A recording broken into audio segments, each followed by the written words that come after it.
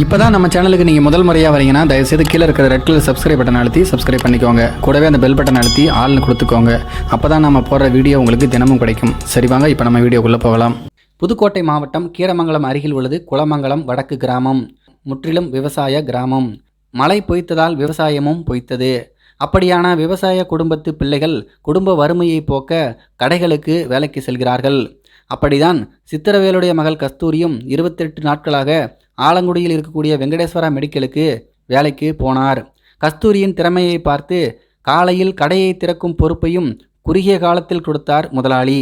சில நாட்கள் கடை சட்டரை திறக்க சிரமப்பட்ட கஸ்தூரிக்கு உதவி செய்வது போல வந்தான் குட்டி யானை ஓட்டுநர் நாகராஜன். சில நாட்களில் அண்ணன் தங்கையாக அறிமுகமானான்.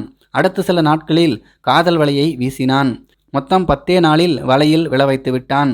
ஓய்வு நேரங்களில் காதல் கிறக்கமான பேச்சுக்களை செல்போனில் பேசினான். தனிமையாக சந்திக்க ஏற்பாடுகளை செய்தான். அப்படிதான் கடந்த 2018 நவம்பர் 28ஆம் தேதி அன்று வேலைக்கு போன கஸ்தூரி அதன் பிறகு வீடு திரும்பவில்லை. அவருடைய பெற்றோர் பதறிக்கொண்டு எங்கெங்கோ தேடினார்கள். அதன் பிறகு காவல் நிலையத்தில் புகார் கொடுத்தார்கள். ஆனால் 31ஆம் தேதி தஞ்சை மாவட்டம் மல்லிப்பட்டினம் கடலுக்கு செல்லக்கூடிய ஆற்று வாய்க்காலில் சாக்கு மூட்டையில் கை கால்கள் கட்டப்பட்டு கல்லும் சேர்ந்து கட்டப்பட்ட நிலைமையில் சடலமாக மீட்கப்பட்டார் இந்த பெண். அப்போதுதான் கஸ்தூரியுடன் தைலமர காட்டில் உல்லாசமாக இருந்தபோது வலிப்பு வந்து இறந்து போய்விட்டதாக, அதன் பிறகு சாக்கு மூட்டையில் கட்டி ஆற்றில் வீசிவிட்டேன் என்று சொல்லியிருக்கிறான் இந்த கொடூரன்.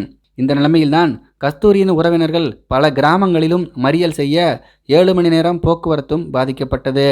நாகராஜனுடன் கொலையில் சம்பந்தப்பட்டவர்களையும் கைது செய்ய வேண்டும் என கோரிக்கை வைத்தனர் அந்த ஊர் மக்கள்.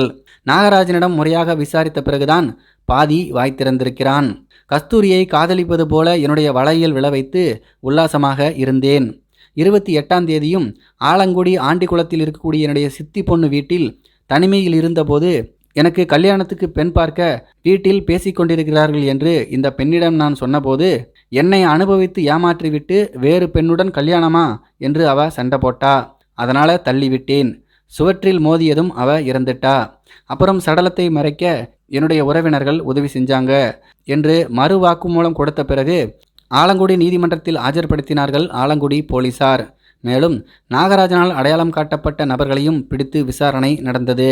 அதன் பிறகுதான் கஸ்தூரியின் உறவினர்கள் கஸ்தூரியை திட்டமிட்டு காதல் வலையில் விழ வைத்து அழைத்து சென்ற நாகராஜன் கூட இன்னமும் சில பேர் இணைந்துதான் கொலை செய்திருக்கிறார்கள். ஆனால் கொலையில் சம்பந்தப்பட்டவர்களை சடலத்தை மறைத்தவர்கள் என்று மட்டும் இவன் வாக்குமூலம் கொடுத்திருக்கிறான். ஆனால் உண்மையான கொலையாளிகள் முழுமையாக பிடிக்கப்பட வேண்டும், இல்லையென்றால் மறுபடியும் போராட்டம் நடத்துவோம் என்றார்கள். இந்த நாகராஜன் இதேபோல இன்னும் சில பெண்களை ஏமாற்றி உல்லாசமாக இருந்துவிட்டு கலட்டி விட்டிருக்கிறான். இதில் கஸ்தூரியும் சிக்கிக்கொண்டாள்.